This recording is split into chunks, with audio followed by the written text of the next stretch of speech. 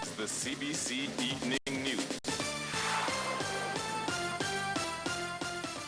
Very good evening to you. I'm Lisa Broom. This is the CBC Evening News.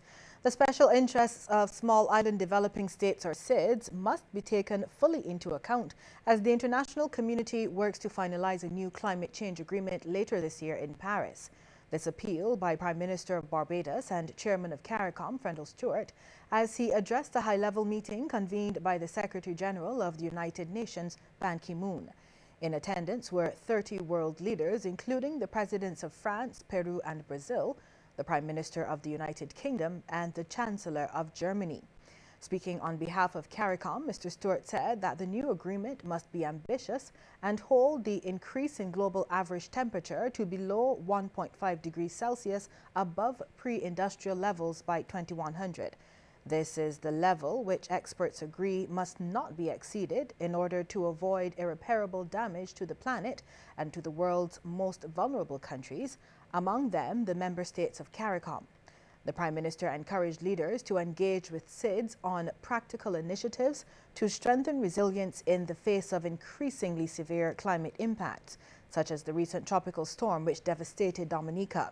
He insisted that new climate-related financial resources were necessary to achieve this goal. The Employment Rights Tribunal has begun hearing the case of dozens of workers of the National Conservation Commission who were retrenched in April 2014. That hearing lasted for just over 2 hours, with dismissed NCC worker Cutie Lynch being the first of 3 witnesses to take to the witness stand. Peter Thorne reports. The historic live televised hearing of the matter of the NUPW versus the NCC, or Case 064 of 2014 of the Employment Rights Tribunal, got underway as promised on Wednesday, September 30th, 2015 at the Lloyd Erskine Sandifer Center just after 1 o'clock in the afternoon. But as soon as it started, it became bogged down in procedural matters pertaining to the admission of witness statements, which forced ERT Chairman Hal Gollop to adjourn the sitting for just over half an hour. When it restarted, in his opening statement, attorney for the NUPW Queen's Counsel Patterson Cheltenham contended that the central issue for the Employment Rights Tribunal to determine is if the NCC consulted with the union about the retrenchments in accordance with Sections 31 of the Employment Rights Act, as well as following the last-in, first-out method. In a nutshell, sir, the issue that has to be determined here today is whether the NCC had a duty to carry out the consultations with the NUPW pursuant to Section 31(4) of the ARA. And I need to tell you, sir, that the Act as worded speaks of consultations with the employee or the representative of the employee. Counsel for the NCC, Mitch Codrington, agreed that the issue of consultation is a central one in the case, but denied that the NCC was in breach of the Employment Rights Act, contending that it had properly consulted the NUPW before sending home the workers. Corporation denies that, and the corporation further argues that there was consultation, that the corporation followed those provisions and stipulations under the Act. Chairman of the ERT, Hal Gollop, accepted statements from both attorneys that the amended list doesn't now include the 97 workers who were retrenched from the NCC. We have been put on alert that the list is not the list which we have before us. That is Miss Cutie Lynch and 96 others, so that it would help all of us if those persons who appear on this list, who are not now, who have settled and who are not now applicants in the matter, be made known.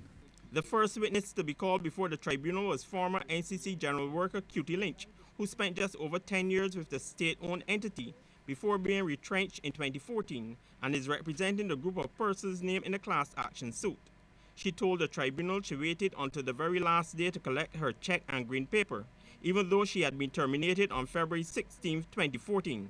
In all, Ms. Lynch spent about 40 minutes on the witness stand, fielding questions from her attorney Pat Cheltenham, the NCC's attorney Mitch Codrington, and ERT chairman Hal Gollop. I was displeased in the way that Control we yourselves, audience. were terminated. Control yourselves, please. You were. I was very displeased in the way we were terminated. On Thursday, the hearing resumes at 1 o'clock, with former NUPW General Secretary Dennis Clark set to take to the witness stand. He'll be followed by NCC General Manager Keith Neblett.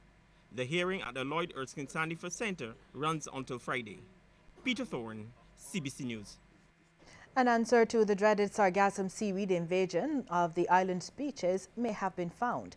A new device is being installed just off the coast at the Crane and Skeets Bay. Shane Seeley has the story. This is called an aquatic seaweed boom.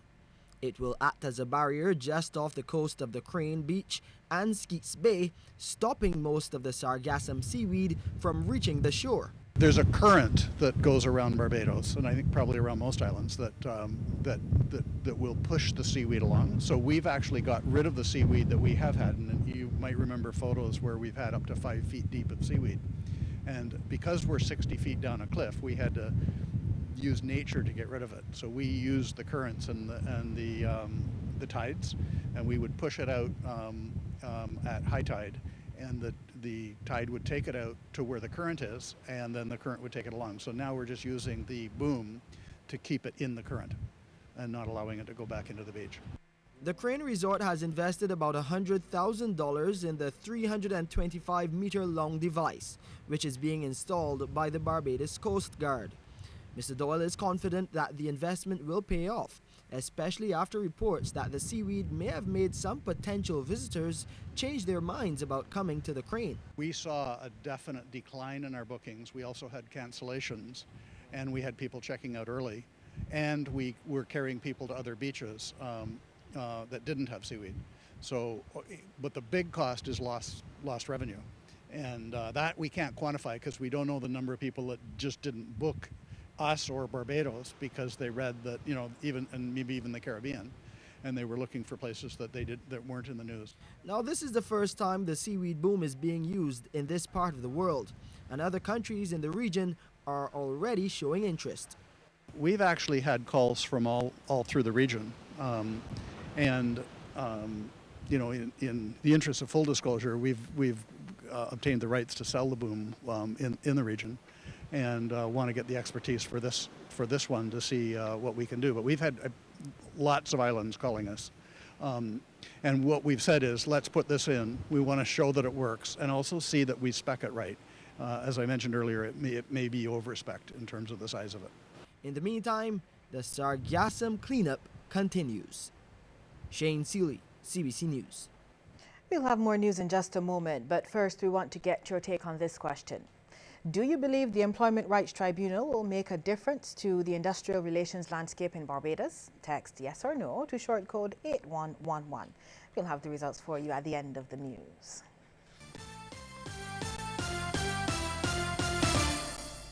It's the flavor that's loved by almost everyone, and everyone should be free to enjoy it. That's why Byko is introducing Diabetic Delight in delicious chocolate flavor. So go on, indulge yourself in this guilt-free and healthy choice. Byko Diabetic Delight ice cream is also available in mango, vanilla, and strawberry from retail stores, Byko Mobilers, and the Byko Direct Outlet. Hi, this is Nicholas Branker, inviting you to join me on a musical journey at City Nights Influences. At City Nights, you'll groove to Bob Marley, Miles Davis, Roberta Flack, and many others, all interpreted by Nicholas Branker, as well as his own hits.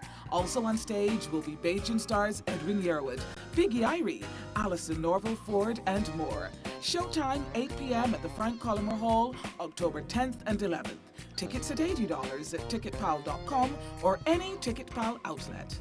See you all at City Nights Influences at the Frank Collmer Hall. Sandals, sandals, sandals galore. Megville gives you ladies sandals for this week only. Monday to Saturday, any pair of sandals for only $25. So go to Megville on Tudor Street, High Street, and Palmetto Street for any pair of sandals for only $25. This week only, Monday to Saturday.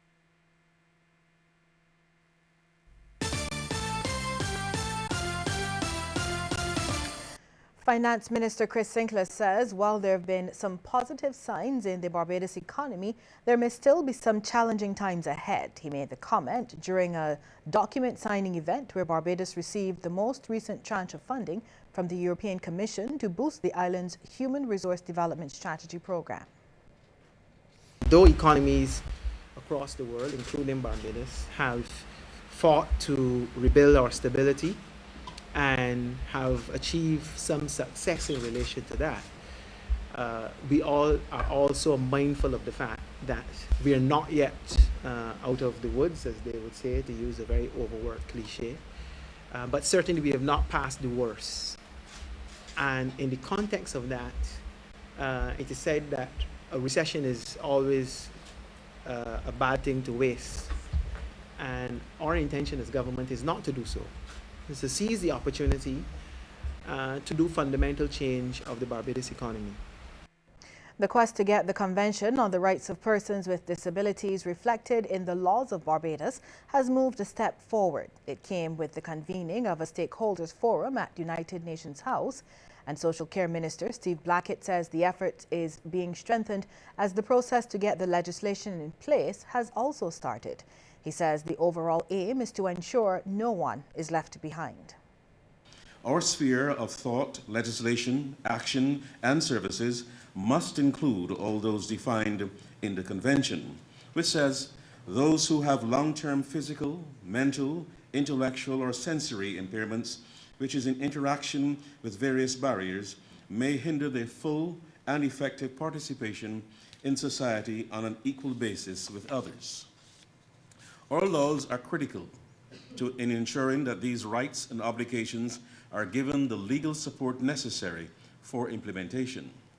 My ministry, including the committee and others, has been liaising with the Office of the Chief Parliamentary Counsel to draft legislation to make the rights and obligations in the Convention mandatory.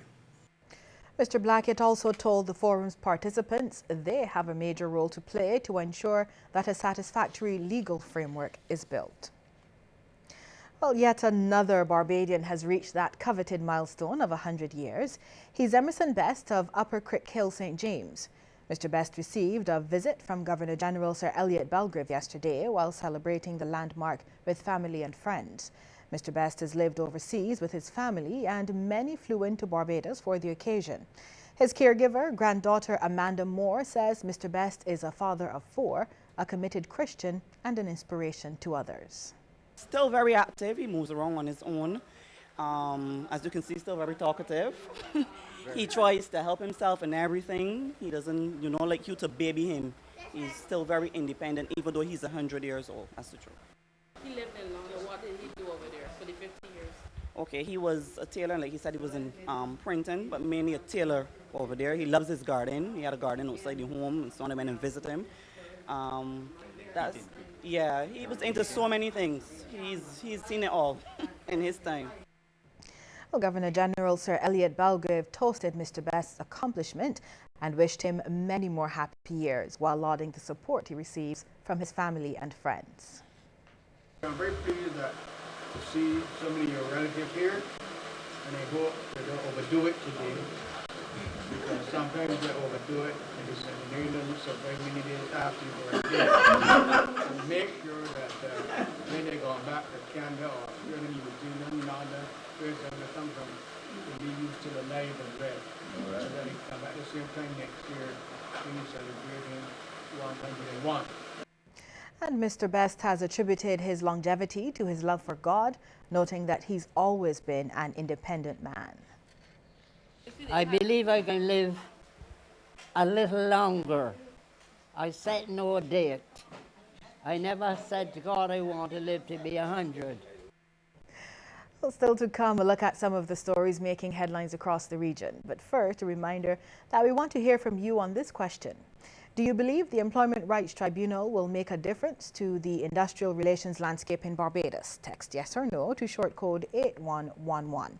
We'll have the results for